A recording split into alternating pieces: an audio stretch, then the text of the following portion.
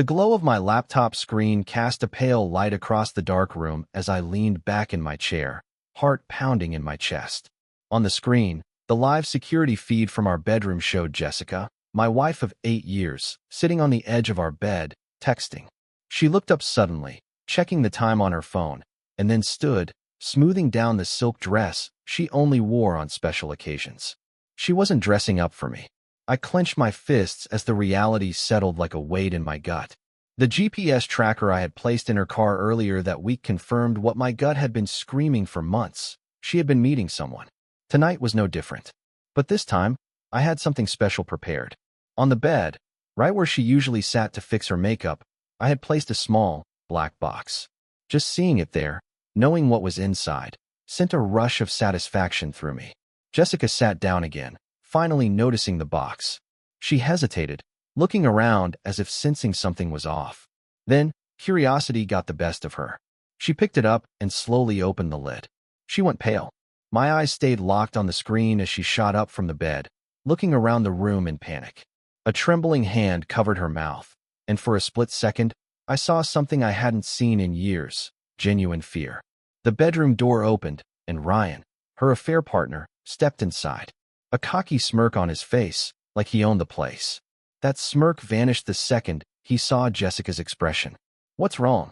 His voice was low, cautious. She turned to him, her voice barely a whisper. "He knows." Ryan's eyes darted to the camera I had placed so perfectly in the corner of the room. His face twisted in panic as he realized they had been watched. I grabbed my car keys, my entire body buzzing with adrenaline. Showtime. I gripped the steering wheel, my knuckles turning white as I tore down the empty streets toward home. The security camera feed still played on my phone, propped up on the dashboard. Jessica and Ryan stood frozen in the bedroom, the black box lying open on the bed like a loaded gun. "Pack your stuff," she hissed at him, her voice shaking. "Get out. Now." Ryan, the idiot, just stood there, running a hand through his hair. "Calm down. Maybe he doesn't know everything." Jessica turned on him, eyes blazing. "There's a camera, Ryan. He's been watching us. He knows." I let out a humorless laugh. "Oh, I knew." And I was about to make sure they both felt it. As I pulled up to the driveway, I flicked off my headlights. The house loomed in front of me, quiet, still. But inside, chaos reigned. The live feed showed Ryan scrambling to pull on his shoes while Jessica grabbed at his arm, whispering something too fast for the mic to pick up. She was panicking. Good. I stepped out of the car, took a deep breath, and made my way to the front door. But instead of going in, I pulled out my phone and sent a single text. "Me, checkmate." Inside, Jessica's phone buzzed in her hand. She looked down, and whatever color was left in her face drained completely. She nearly dropped it. "What is it?" Ryan asked, grabbing his coat. She didn't answer, just stared at the screen like it had sentenced her to death. Then, slowly, she turned toward the door, toward me. I stepped inside. The air in the house was thick with her perfume, mixed with something else. Fear. Ryan had one foot in his sneaker when he saw me. He froze. Jessica, standing just a few steps behind him, looked like she wanted to shrink into the walls. I let the silence drag out, enjoying the way their nerves began to crack under the pressure. Then I gestured toward the black box still sitting on the bed. "You opened it." Jessica swallowed hard. "Listen, I can." "No." I cut her off, stepping forward. "You had your turn to talk. Now it's mine." Ryan's fight-or-flight instincts must have finally kicked in because he bolted toward the door. I was faster. My fist met his stomach mid-stride, knocking the air out of him. He doubled over, gasping, but I grabbed his collar and yanked him back into the room. Jessica let out a sharp cry. "Stop! Stop!" I laughed bitterly, throwing Ryan onto the floor. "Now you want to stop?" Ryan groaned, coughing, but I ignored him. My eyes locked on Jessica. She clenched her fists at her sides, trying to recover some of that fake confidence she always wore like a mask. "You have no right to act like this," she spat. You were spying on me. Do you have any idea how insane that is?" I tilted my head. "You're right. Spying is crazy." I pointed to Ryan. "But screwing this guy in my house, in my bed. Oh, that's totally normal, huh?" Her mouth opened, then closed. No excuse was going to save her now. I turned to Ryan, who was still hunched over, sucking in air. "Get up." He hesitated. I grabbed his shirt and pulled him up myself. He stumbled, backing toward the wall. Jessica's voice wavered. Please, just let him go. Why? I asked, feigning curiosity. You don't seem too worried about what happens to me. She bit her lip. I could practically see the gears in her head turning, trying to find a way out of this. Ryan finally found his voice. Look, man, he gasped, holding up a hand. I didn't know. I cut him off with a sharp glare. Didn't know what? That you were sleeping with a married woman? That this was her husband's house? Or are you saying you didn't know I'd find out? He said nothing. The silence stretched. Jessica shifted on her feet. Her eyes flickered toward the door. She was calculating, trying to figure out if she could run. I smiled. Go ahead. Try it. She stilled. The phone in my pocket buzzed. Right on time. I pulled it out, checked the screen, then slid it back in. Jessica didn't need to know what that was about. Not yet. Instead, I pointed at Ryan. You. Get out. He didn't need to be told twice. He practically tripped over himself running for the door. The moment it slammed shut behind him, I turned back to Jessica. Now it was just us. Her breath was shaky. What was in the box? I took a slow step forward. She didn't back away, but I could tell she wanted to. You really want to know? I asked, my voice low. She swallowed. I reached into my jacket and pulled out my phone, tapping the screen. A second later, the speaker in the bedroom clicked on. Then, a voice filled the room. Her voice. God, Ryan, I swear, he's so stupid. I could come home smelling like another man, and he'd still believe whatever I tell him. Jessica's face went white. The recording continued. No, I don't feel bad. He's just there, paying for everything.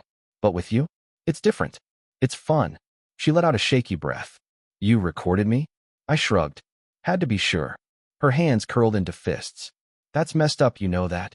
I stepped closer, lowering my voice. Not as messed up as you. Her lips parted, but no words came out. I let the silence sit for a moment before dropping the final bomb. Pack your stuff, Jessica. Her whole body tensed. You're kicking me out? I nodded. And don't bother calling Ryan. He won't be picking up. Confusion flickered across her face. Why? I smirked. Because right now, he's dealing with a little situation. Her brows furrowed. What did you do? I didn't answer. She took a step back. What did you do? I smiled. Guess you'll find out soon enough. Jessica's breathing grew shallow as she stared at me, her hands gripping the edge of the dresser behind her. She was trying to stay composed, trying to figure out if she had any cards left to play. But she didn't. Not anymore. What did you do? She repeated, her voice trembling now. I checked my watch, pretending to calculate something in my head. Then I met her eyes, my expression unreadable. Ryan's got some explaining to do. Her lips pressed together. Explain to who? I gave a slow shrug. The cops. The color drained from her face. You? Relax, I interrupted, my voice calm, almost casual. I didn't set him up for anything major. Just enough to make sure he's got something else to deal with instead of picking up your desperate calls. Jessica opened her mouth, then shut it again. She was processing. I leaned against the doorframe, arms crossed. You know, it's funny. When you're planning something sneaky, you start noticing just how careless other people are. I let my words hang before dropping the punchline. Like leaving your little boyfriend's personal details lying around. Her brows pulled together. His work ID, I clarified. The one he left in your car the last time you two had your fun at that cheap motel off Route 19. I could see it in her face, the moment she realized exactly what I had done. You reported him? Her voice cracked. I smiled. You tell me. What do you think happens when someone with a fake name on his motel check-ins suddenly gets flagged at work? I made a few calls, tipped off the right people. I'm guessing by now, security's already reviewing his records. Jessica sucked in a sharp breath, her fingers tightening around the dresser edge. Ryan wasn't just some random guy. He was a corporate nobody, but his company had strict policies about personal conduct. If they found out he was using fake names, sneaking around, and, well, let's just say they wouldn't appreciate his extracurricular activities. She swallowed, shaking her head. That's low. I tilted my head. Lower than sleeping with your husband's money while screwing some loser in secret. She flinched. Good. For the first time that night, she looked truly cornered. She knew Ryan was about to have the worst night of his life. And now, she had nothing left but me. I pushed off the doorframe and stepped closer. I told you to pack. Jessica straightened, lifting her chin. I have nowhere to go. I smirked. Not my problem. Her nostrils flared, and for a moment, I saw it. The woman she really was, underneath all the fake tears and excuses. She wasn't sad. She was angry.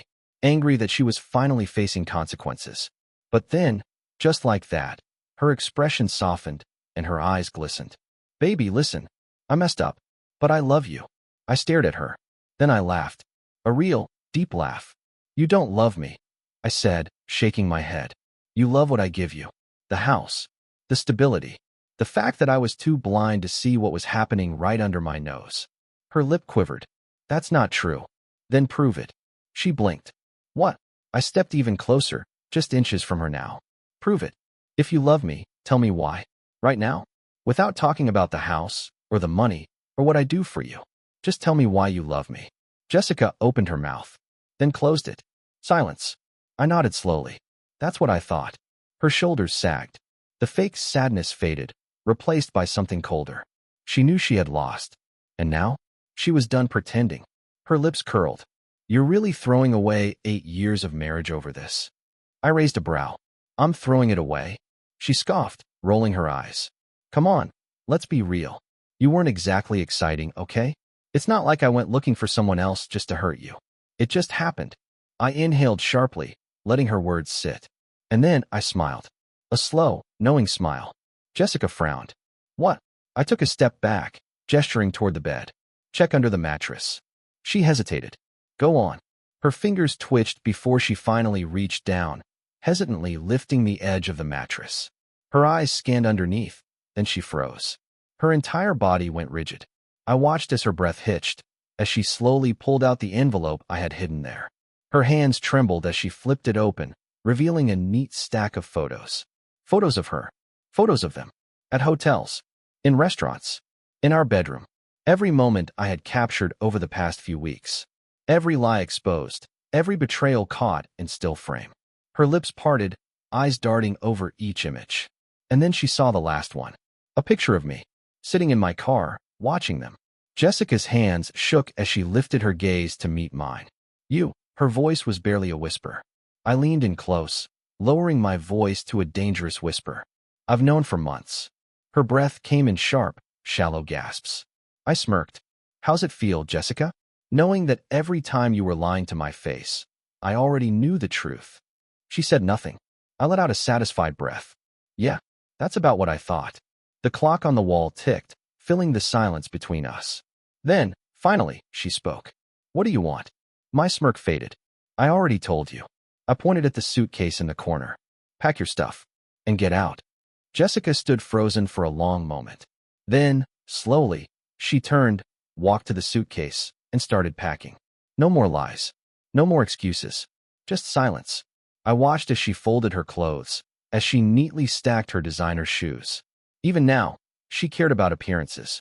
She zipped the bag, then turned back to me. And where am I supposed to go? I checked my watch. I'd start with Ryan. Oh, wait, I grinned. He's a little busy right now. Her jaw tightened. I opened the bedroom door, stepping aside. Goodbye, Jessica. She hesitated. For just a second.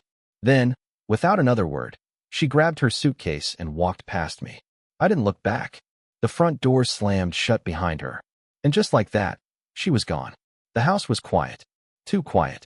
Jessica was gone, but the weight of her betrayal still sat heavy in the air, like the lingering scent of her perfume, faint but impossible to ignore. I stood in the dimly lit living room, staring at the empty space where her shoes used to be lined up by the door. 8 years of marriage, reduced to a suitcase and a slammed door. I should have felt relief. Should have felt victorious. But instead, something twisted in my gut. Not regret, hell no, but a realization. This wasn't over. Not by a long shot. I moved to the kitchen, poured myself a whiskey, and took a slow sip. The ice clinked against the glass as I pulled out my phone. No new messages. Not from Jessica, not from Ryan, not from anyone. The silence should have been a good sign. But deep down, I knew better. Jessica wasn't the type to go down quietly. And I was right. Because barely 20 minutes later, my phone buzzed violently against the countertop. A call. Unknown number. I let it ring once. Twice. Then picked up. Silence on the other end. But I could hear breathing. Ragged, uneven. Then a voice. Low, dangerous. You think you're funny, don't you? A slow smirk curled my lips. Well, if it isn't Ryan. A sharp exhale. You ruined my life. I took another sip of my drink. Oh, come on. I just evened the playing field. His voice dropped, barely above a whisper. Do you have any idea what you've done? I chuckled. Yeah, I do. Your boss is probably reviewing those fake motel check-ins right about now. Maybe even security footage. What do you think they'll say when they realize their trusted employee has been sneaking around under a fake name? A pause. Then, something dark in his tone. You think this is over? I leaned against the counter, swirling the whiskey in my glass. No, I said simply. I think it's just getting started. He hung up, and that's when I knew I had just made an enemy. I didn't sleep that night. Not because of regret, not because of second thoughts, but because I was waiting, watching, and at exactly 3:27 a.m., the sound came. A car engine. Slow, creeping. I moved to the window, carefully pulling back the curtain. A dark sedan idled at the curb, headlights off. Ryan. I smirked. Predictable. I slipped into the hallway, grabbing the small black case from the closet. Quietly, I unzipped it, fingers brushing over the cold metal inside. Not a gun, I wasn't that reckless. But a camera. A damn good one.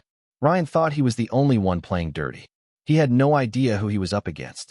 The car door opened, and a shadowed figure stepped out. Not Jessica. Her walk was too confident, too entitled. This was Ryan. His shoulders were hunched, his movements jittery. Nervous. He moved toward the house. Toward my house. Big mistake. I switched the camera to night vision and started recording. Ryan paused at the edge of my driveway, glancing around. Then, ever so carefully, he reached into his pocket and pulled something out. A knife. My chest tightened, but I stayed still. Watching. He crouched low by the front tire of my car. A soft, almost imperceptible hiss filled the air, slashing my tires. Cute. I let him finish. Let him feel like he was winning. Then, the second he stood up, I flicked the porch light on. Ryan froze. Showtime. I stepped onto the porch, phone raised, camera still recording. Hey, buddy. He whipped around, eyes wide. For a second, he looked like a deer caught in headlights. Then his face twisted into something ugly. You? Me? I said smoothly. Hope you smiled for the camera. Ryan's gaze flickered to my phone, and I saw the exact moment panic set in. You think you can just... I chuckled. Oh, I don't think, Ryan. I know. I waved my phone. You're on tape. Vandalism, trespassing. I'm sure your boss would love to see this. His hands clenched into fists. You? Careful, I cut in. Wouldn't want to add assault to the list, would we? He was breathing heavily now, his mind racing. He knew he was screwed. Good. I took a step closer, lowering my voice. See, Ryan, you made two big mistakes. First, you thought you could mess with me and get away with it. Second, I grinned. You underestimated just how much I enjoy watching you lose. His jaw tightened. This isn't over.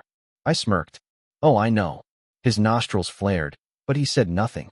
Just turned, stomped back to his car, and sped off into the night. I exhaled slowly, my grip tightening on my phone. No, this wasn't over. Not by a long shot. The next morning, I woke up to something worse than a hangover. My phone was flooded with messages. Missed calls. Voicemails. Something was off. I unlocked my screen and saw the first text. Unknown number. You should check your email. I told you this wasn't over. A sinking feeling settled in my gut. I tapped into my inbox, and there it was, a message with no subject line. The sender? Some random throwaway email. But the moment I opened it, my blood ran cold. Attached was a single image. A picture of me, sitting on my porch, taken from across the street. I scanned the email again, looking for any more details. Nothing. No threats. No demands. Just a silent message. I see you. Ryan. The bastard wasn't done playing games. I rubbed a hand down my face, inhaling slowly. All right. He wanted to take this further? Fine. I wasn't backing down, but I needed to be smart. I dialed a number, waiting as it rang. Hey, man, a groggy voice answered. It's early. What's up? Ethan, I need a favor. Ethan had been my best friend since college. A tech wizard with a knack for digging up dirt. He was exactly the kind of guy you wanted in your corner when things got messy. And right now, things were very messy. I sent him the email. Can you trace it? A pause. Then a quiet chuckle. Damn, dude. Who'd you piss off? Long story. Can you do it? I'll see what I can find. 20 minutes later, my phone buzzed again. Got something, Ethan said. Email's a burner, but the IP address. Yeah, not as smart as he thought. It pinged from a work connection. Guess where? I already knew the answer before he said it. Ryan's office. Bingo. I smirked. Perfect. Dude, what's your endgame here? Ethan asked. You planning on taking this to his boss? I thought about it. Thought about walking into Ryan's office, dropping the email on his desk, and watching his world implode. Tempting. But no, that would be too easy. Ryan wanted to play dirty. I'd show him what real dirty looked like. I spent the rest of the day putting my plan into motion. Step 1. Ryan's boss. A quick search pulled up the guy's contact info. CEO of the company. Family man. The kind of guy who wouldn't take kindly to his employees using work resources to stalk and threaten people. I composed a short, very professional email. Attached the picture, the IP trace, and, for good measure, the video of Ryan slashing my tires. Sent. Step 2. Jessica. Oh, she thought she was out of this. Not a chance. A few messages to some mutual friends, a little social media digging, and I found exactly what I was looking for. Jessica had moved in with Ryan. The irony was almost too good. She cheated on me with him, and now she had to deal with him full-time? That was punishment enough. But I wasn't done yet. Step 3. The cherry on top. I grabbed my phone and started typing. To Jessica, hope you're settling in with Ryan. You should ask him why his boss is calling. And while you're at it, check his phone.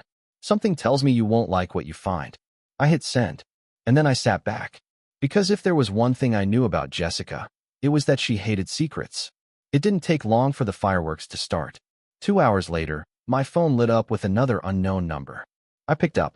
You son of a. Ryan's voice was ragged, furious. I grinned. Problem, Ryan? You think this is funny? You ruined my job. I leaned back in my chair. No, you ruined your job. I just made sure the right people saw it. A loud crashing sound came through the line. Something breaking. A lamp? A glass.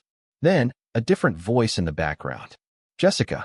Who the hell is she, Ryan? She was screaming. Who is Melissa? Oh, she found it. Ryan snarled into the phone. You? But I was already laughing. Good luck with that, buddy. And I hung up. I slept like a baby that night. By the next morning, Ryan had officially lost his job. Jessica had officially lost another relationship. And me? For the first time in a long time, I felt free. But there was one last loose end. Because just when I thought it was over, my phone buzzed. A new message. From Jessica. You think you won? I frowned. Then the next message came. Check your car. My stomach dropped. I bolted outside, heart hammering, and stopped dead in my tracks.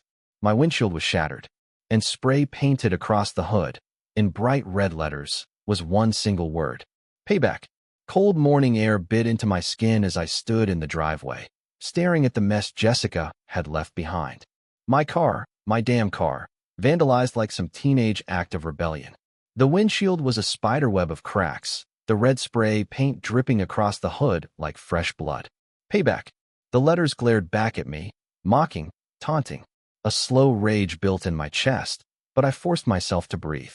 I wasn't going to let her win. Not now, not after everything. I pulled my phone from my pocket, snapped a few photos, and scrolled to my contacts. The police? No, that would be too easy. Jessica had been careful. No cameras in sight.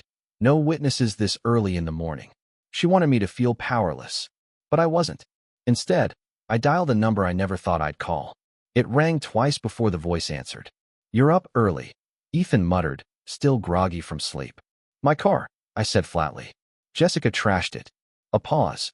Then a low whistle. Damn, didn't think she'd go that far. She did. And now I need you to find her. Ethan sighed. You sure about that? I didn't answer. I didn't need to. He knew. All right, he murmured. Give me a couple hours. I hung up and leaned against the side of my battered car, fingers tightening around the phone. My heart was still pounding, not just with anger, but with something darker. A dangerous thought crept into my mind. How far was I willing to go? Jessica thought she could play games.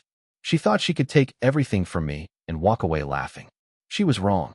2 hours later, the message came through. An address. An apartment complex on the other side of town. Ethan's text was simple. She's there. What's the plan? I didn't respond. I didn't need to. I already knew what I was going to do. I drove across town in a rental car. An extra expense, but necessary. Jessica and Ryan had both made their moves. Now it was my turn. When I pulled up outside the complex, I didn't go in right away. Instead, I watched, observed. The place was run down, the kind of cheap rental that didn't ask questions as long as the check cleared. A couple arguing on the steps, someone smoking by the stairwell, the faint sound of music through thin walls. And then, there she was, Jessica, stepping onto the balcony of a second-floor unit, phone pressed to her ear. Even from a distance, I could see the tension in her body, the sharp gestures of her free hand. Arguing. Probably with Ryan. I smiled. Perfect. I waited until she went back inside before making my move. The stairwell smelled like mildew and cigarette smoke, but I barely noticed. Each step was measured, calculated. I reached the door. Apartment 207. Knocked once. Silence. Then, shuffling footsteps. The door cracked open, just enough for Jessica's face to appear. Her expression shifted instantly, from surprise to annoyance, then to something colder. What the hell do you want? I didn't answer, just pushed past her, stepping inside like I owned the place. The apartment was smaller than I expected. Unpacked boxes lined the walls, a half-empty bottle of wine sat on the counter. Clothes were thrown over the couch, a sign of her usual carelessness. I turned back to her. Cute place. You decorating, or just passing through? She crossed her arms. You need to leave. I took a slow step forward. Oh, I'm not going anywhere. Not until we talk. Jessica scoffed. There's nothing to talk about. You're mad? Fine. Get over it. We're done. I laughed. A slow, low sound. See, that's where you're wrong. I reached into my jacket and pulled out my phone, flipping through the pictures. The shattered windshield. The spray paint. Held it up for her to see. You did this. Her lips curled into a smirk. Prove it. I tilted my head, studying her. The arrogance. The absolute lack of remorse. She wasn't just unbothered. She was proud. You really think this is a game, don't you? I said quietly. She shrugged. If it is, you already lost. Something inside me snapped. I moved fast, too fast for her to react, grabbing her wrist and spinning her toward the couch. She stumbled, barely catching herself as I loomed over her. Her eyes widened. You wouldn't dare. I leaned in close, lowering my voice. Listen to me, Jessica. You don't get to win. Not this time. She swallowed hard. For the first time, doubt flickered in her eyes. I straightened, stepping back just enough to give her space. Here's how this is going to go, I said, voice calm, controlled.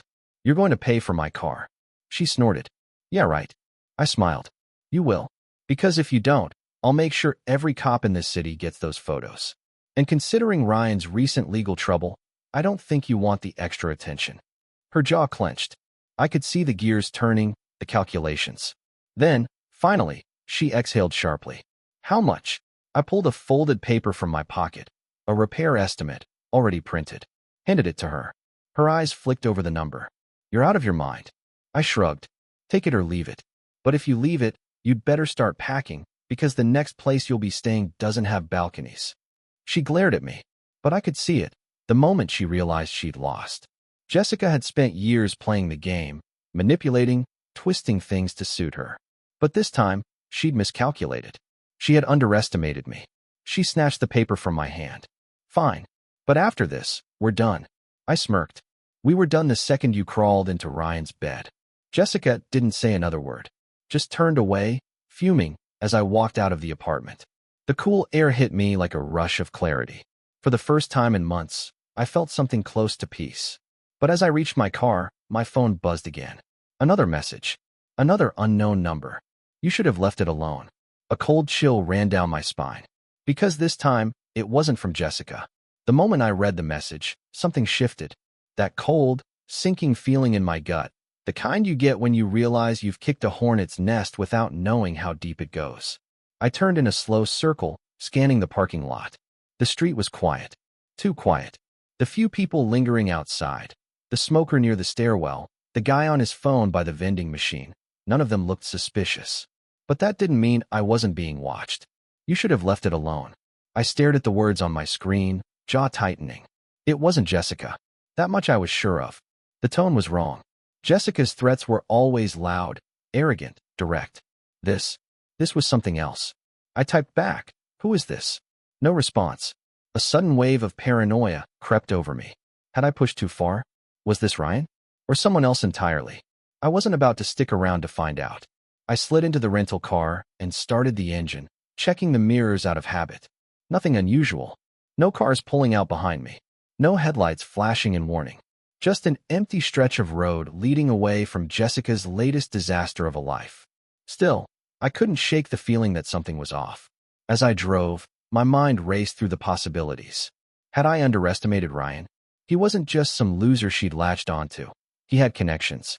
A few shady business deals, a couple of arrests that never quite stuck.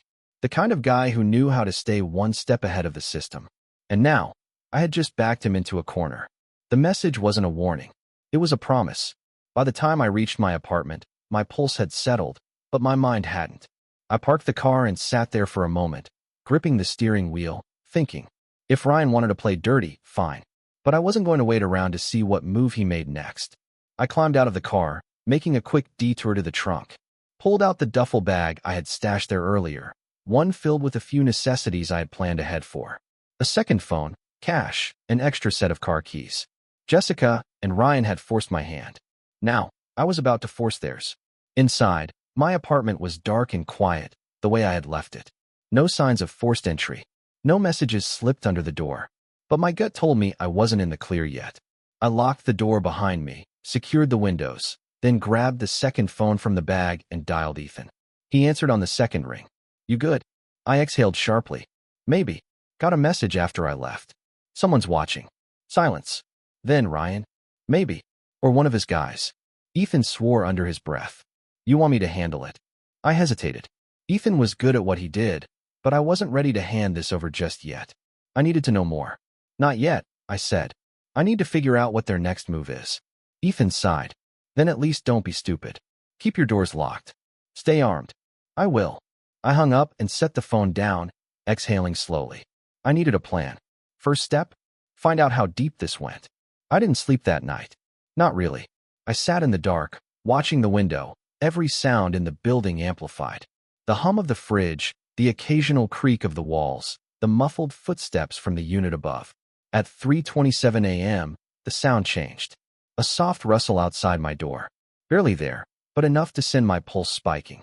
I moved silently, grabbing the heavy flashlight from my nightstand. No gun, not yet. I wasn't about to escalate things without knowing who I was dealing with. Another sound. This time, the unmistakable click of metal. Someone was picking the lock. I moved fast, pressing myself against the wall beside the door, flashlight raised, heart hammering in my chest. The lock gave way with a faint snap. The door eased open an inch. Then two. A shadow moved in the gap. I struck. The flashlight cracked against something solid. Bone, probably. A muffled curse filled the air as the intruder stumbled back. I lunged, grabbing the door and slamming it shut before throwing the deadbolt back into place. Silence. Then, hurried footsteps retreating down the hall. I didn't chase. Didn't need to. Instead, I ripped open the blinds and caught a glimpse of a figure disappearing into a black sedan. The engine roared to life, tires screeching as it peeled out of the parking lot. My hands clenched into fists. This wasn't just a warning anymore. This was war. Morning came, but I didn't bother trying to rest. I was running on adrenaline, anger, and a cold, ruthless focus. Jessica and Ryan thought they could push me, that I'd back down, walk away, let them win. They were wrong. I called Ethan again, voice steady. Change of plans. He grunted. Figured. What's next? I glanced down at my phone, at the message still sitting there. You should have left it alone. A slow, grim smile spread across my face. Let's send a message of our own. The sun barely crept over the horizon when I made my decision. I wasn't going to wait around for another attack. Ryan thought he could send some thug to intimidate me, that I'd fold like a cheap card table. He had no idea who he was dealing with. Ethan was already up when I called. Tell me you got something, he said, voice rough from lack of sleep. Oh, I got something, I replied. They tried to break in last night. A pause, then a slow exhale. You sure you don't want me to handle this? I do, but I want to be there. Ethan chuckled. Now we're talking. I knew exactly where Ryan would be. He had a routine, predictable like clockwork. Every Friday morning, he stopped by his favorite gym before heading to whatever low-life business deal he had lined up for the day. He liked to pretend he was just another successful entrepreneur, but guys like him weren't businessmen. They were parasites. Ethan and I got there early, parked a block away, and waited. He rolls in at 7:15, I said, glancing at my watch. Always alone. Ethan nodded, checking something on his phone. I've got some friends who'd love to have a chat with him if he gets difficult. I smirked. Let's see if he's feeling talkative. At 7:12, a sleek black SUV turned the corner and pulled into the gym lot. Right on time. Ryan stepped out, dressed in high-end workout gear, sunglasses perched on his arrogant face. He had no idea what was coming. Ethan moved first. 1 second, Ryan was reaching for his gym bag. The next, Ethan had him shoved up against the SUV, arm twisted behind his back. Ryan grunted in pain. What the morning? I said, stepping into his line of sight. We need to talk. Recognition flickered in his eyes, followed by something close to amusement. You've got some balls showing up here. I leaned in, voice low. Last night. The break-in. That was your doing, wasn't it? Ryan smirked, even as Ethan twisted his arm tighter. I have no idea what you're talking about. Wrong answer. Ethan slammed him harder against the car, making him gasp. Try again, I said. Ryan's cocky expression faltered. All right. I might have sent someone to check on you. Just a little reminder to mind your own business. I smiled, but there was no humor in it. See, that's where you messed up. Ryan scoffed. What are you going to do? Tell the cops. I shook my head. No. You think I'm playing by the rules? You tried to send a message. Now it's my turn. Ryan started to speak, but Ethan cut him off by shoving something into his hand. A phone. Call Jessica, I ordered. Right now. Ryan hesitated. Why? Because you're going to tell her exactly what she needs to hear. Ryan hesitated, but he wasn't in a position to argue. With a glare, he dialed the number and put it on speaker. It rang twice before Jessica's voice filled the air. Ryan? Where are you? Something's come up, Ryan said, voice strained. Listen, we need to talk. Now. Jessica sighed dramatically. Ugh, can it wait? I have plans. I grinned. Oh, I knew all about her plans. Ryan swallowed. No, it can't. I made a mistake. That got her attention. What? Ryan shot me a murderous glare before continuing. He knows. About everything. Silence. Then, you idiot. I told you to handle it. Ethan smirked. She's got a real sweet side, huh? Ryan ignored him. Look, just meet me. We'll figure it out. Jessica exhaled sharply. Fine. But this better not be another one of your screw-ups. She hung up. Ryan turned back to me. Satisfied? I nodded. You did good. Now let's go see what she has to say. We set up the meeting in a quiet, out-of-the-way parking lot. The kind where nobody asked questions.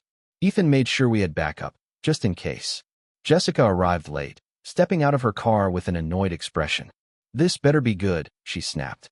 I have places to be. She barely glanced at me. That's how far I had fallen in her eyes. I smiled. Oh, it's good. Ryan shifted uncomfortably. Jess, listen. Save it, she snapped. I don't have time for this. I stepped forward. Oh, but you'll want to hear this. I pulled out my phone and pressed play. Jessica's own voice filled the air. The recording I had of her and Ryan, laughing about their affair, talking about how stupid I was, how easy it had been to lie. Her face went pale. Where the hell did you get that? I ignored her. This is going to every single person in your life. Your friends. Your family.